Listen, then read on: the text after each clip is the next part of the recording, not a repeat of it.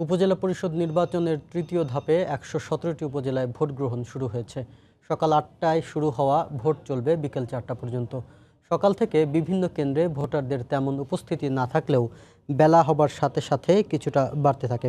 নির্বিঘ্নে সুষ্ঠু ও শান্তিপূর্ণভাবে ভোট গ্রহণের লক্ষ্যে প্রতিটি কেন্দ্র ও এর আশপাশে মোতায়েন রয়েছে পুলিশ, র্যাব ও আনসারের পাশাপাশি বিজিবি সদস্য।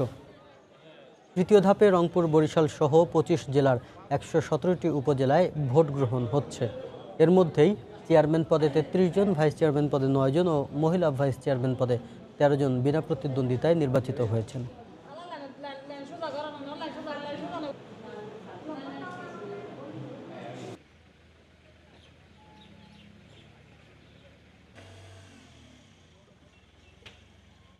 নিরপেক্ষভাবে ভোট হবে এবং সেই ভোট স্বতঃস্ফূর্তভাবে মানুষ অংশগ্রহণ করবে। আমরা এখানে খুব সুষ্ঠু নির্বাচন প্রত্যাশা করছি। আমাদের এলাকা বাবুগঞ্জ, আমাদের বরাবরই একটা ইতিহাস আছে, এখানে ভালো ভোট হয়। পছন্দের প্রার্থী তাকে দেব ভোট। যোগ্য প্রার্থী দেখে আমরা ভোট দেব এবং আমার সুষ্ঠুভাবে EVM ভোটের মধ্যে আমার ভোট হবে, কোনো দুর্নীতি কোনো চলবে না। উৎসব মুখর পরিবেশে ভোট দিচ্ছে এবং আইন শৃঙ্খলা রক্ষাকারী বাহিনী তৎপর রয়েছে, যার ফলে আশা করতেছি ৪টা পর্যন্ত কোনো ধরনের ঝামেলাবিহীনভাবেই ভোটাররা ভালোভাবে ভোট দেবে।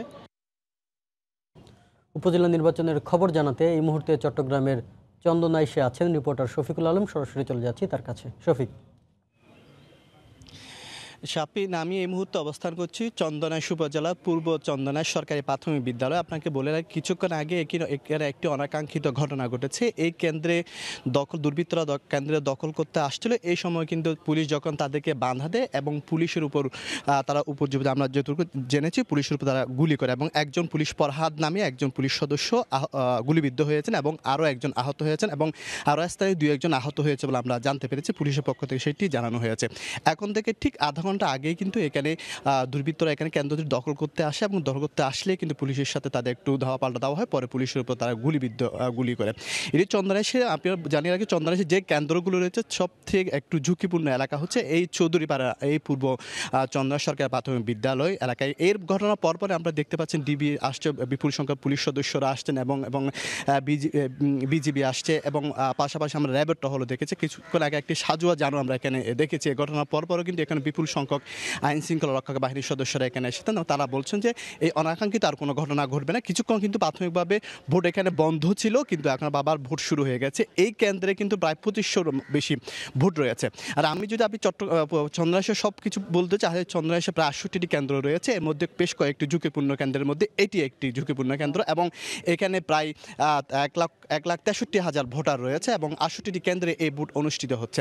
আপনি হয়তো জানেন যে চন্দনাইশের এই এলাকায় কিন্তু আজকে কিন্তু পুরো চট্টগ্রামের যে ৬টি যে উপজেলা নির্বাচন হওয়ার কথা ছিল এবং লোহাগাড়া এবং আরেকটি কেন্দ্র ভোট হচ্ছে না। এখানে চন্দনাইশ, পটিয়া, বাঁশখালী এই ৪টি উপজেলা কিন্তু নির্বাচন হচ্ছে। এই নির্বাচনের ফলে সকাল থেকে কিন্তু অনাকাঙ্ক্ষিত কোনো ঘটনায় আমরা শুনিনি। তবে আজকে এই আধা ঘন্টা আগে কিন্তু এই কেন্দ্রে আমরা একটু অনাকাঙ্ক্ষিত একটি ঘটনার আমরা তথ্য পেয়েছি। একজন পুলিশ গুলিবিদ্ধ হয়েছে বলে আমরা জানতে পেরেছি, ফরহাদ নামে। তো এই ছিল আমার কাছে সর্বশেষ তথ্য।